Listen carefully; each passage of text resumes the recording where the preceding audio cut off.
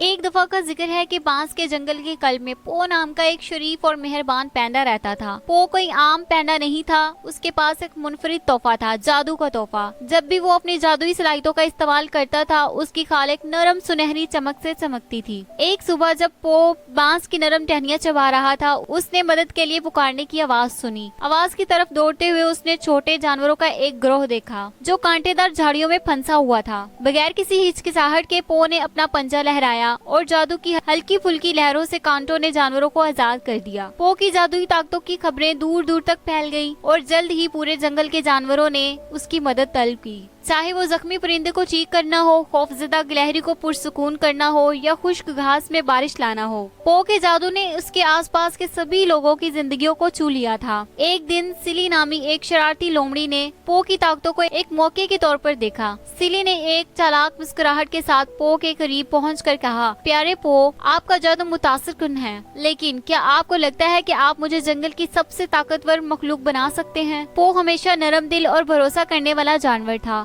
سلی کی مدد کرنے پر راضی ہو گیا۔ تاہم جیسے ہی پو نے جادو کیا، اسے اپنی غلطی کا احساس ہوا۔ سلی کے ارادے خالص نہیں تھے اور جادو نے اسے ایک بڑے بے قابو جانور میں بدل دیا تھا۔ اس وجہ سے پورے جنگل میں افراتفری اور خوف پھیل گیا۔ پو جانتا تھا کہ اسے چیزیں درست کرنی ہیں۔ عزم اور بہادری کے ساتھ اس نے سلی کا مقابلہ کیا اور جادو کو ختم کرنے کے لیے اپنے جادو کا استعمال کیا۔ جیسے ہی سنہری چمک نے سلی کو لپیٹ میں لیا، وہ واپس اپنے شرارتی لیکن بے ضرر نفس میں تبدیل ہو گیا۔ جنگل کے جانور پو کے ارد گرد جمع ہو گئے، اس کی ہمت اور دانش مندی کے شکر گزار تھے۔ اس دن سے پو نے اپنے جادو کا استعمال نہ صرف دوسروں کی مدد کے لیے کیا، بلکہ احسان، بھروسے اور طاقت کی حقیقی نوعیت کے بارے میں قیمتی سبق سکھانے کے لیے بھی کیا۔ حقیقی جادو ہمدردی میں ہے اور کسی کے تحائف کو زیادہ سے زیادہ بھلائی کے لیے ہی استعمال کرنا چاہیے۔ امید ہے آپ کو کہانی پسند آئی ہوگی۔ میرے چینل کو لائک اینڈ سبسکرائب کرنا مت بھولیے گا۔ شکریہ، اللہ حافظ۔